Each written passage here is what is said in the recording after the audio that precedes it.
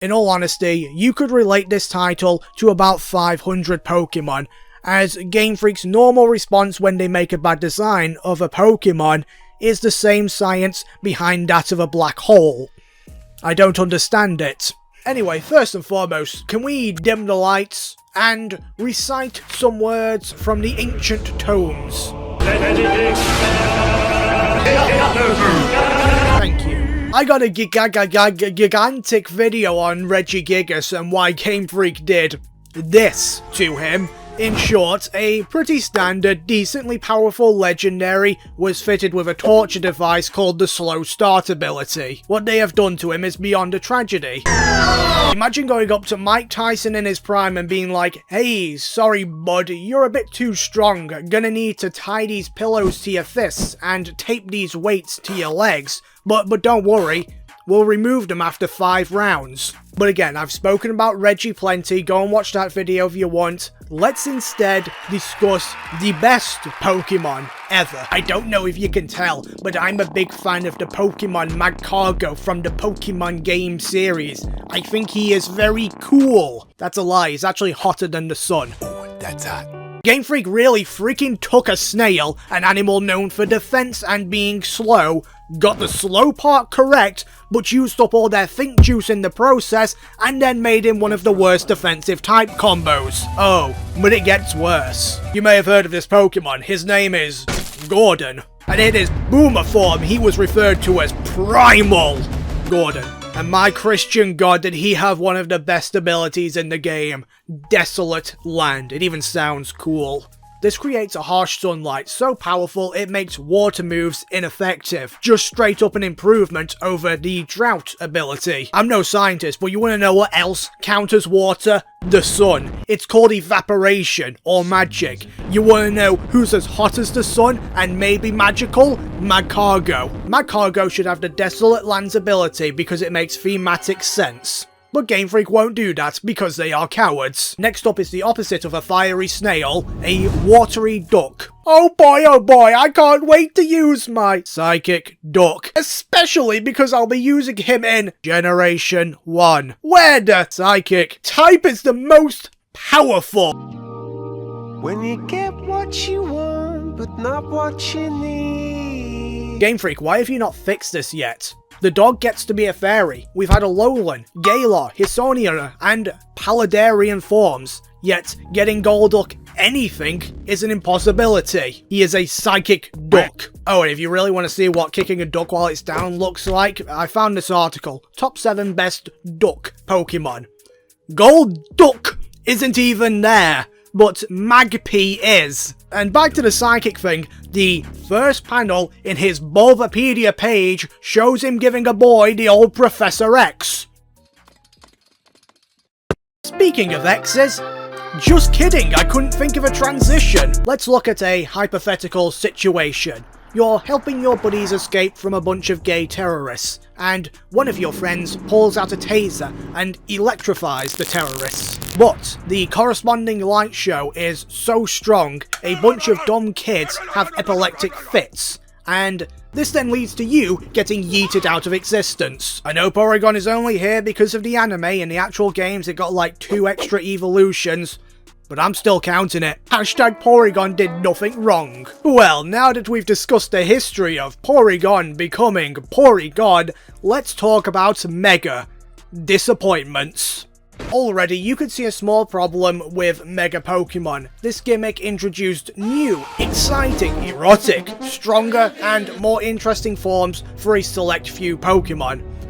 Emphasis on a few, because on the other end of the spectrum, you have a larger group of Pokemon whose new exciting forms only exist on DeviantArt pages, a fate worse than death. Why are we still here?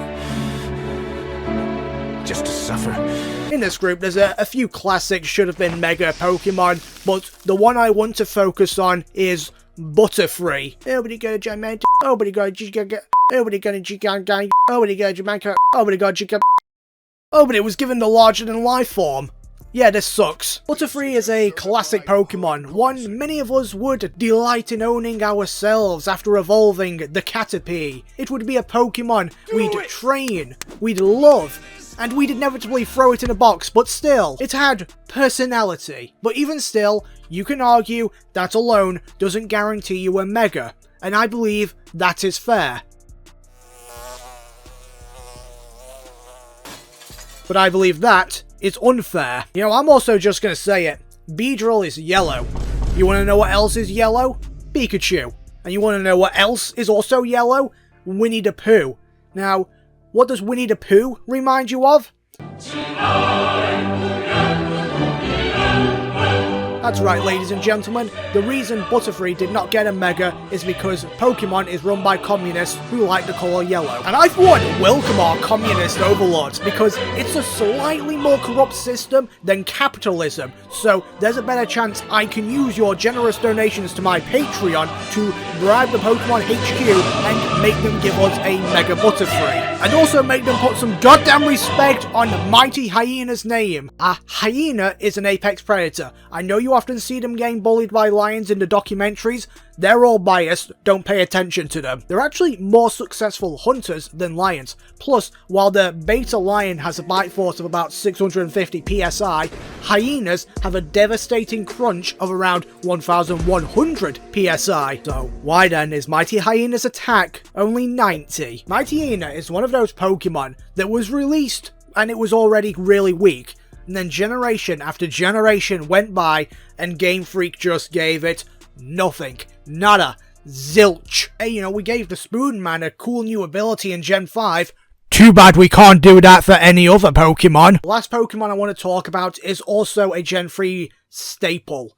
Wailord. I'm not gonna do Wail. It seems I've arrived at the saddest of all Pokemon. A Pokemon that is just an actual whale. It's just a whale. This is just a whale. What design concept did you use here aside from a whale? I'm already getting distracted. Let's talk about the whale in the room. And also, turn on the sad music, please. Wailord had one thing in life. His girth. Being the biggest was all our boy had. It was his thing. The reason we remember him. I remember watching a video of a Pokemon size comparison and seeing this absolute unit appear from the side of my screen, cascading across with such force. It was beautiful. I tear up thinking, what comes next? Game Freak, with all their cruelty, all their toxicity, took this dragon thing, and with one type of a keyboard, they destroyed everything Wailord stood for. Junk. What did you take? With their crime against whalekind committed, Wailord became the second biggest Pokemon. And maybe you're saying to yourself, what's the big deal? And I'll respond as such. When's the last time you heard anyone talk about Wailord, huh? Yeah, I thought so.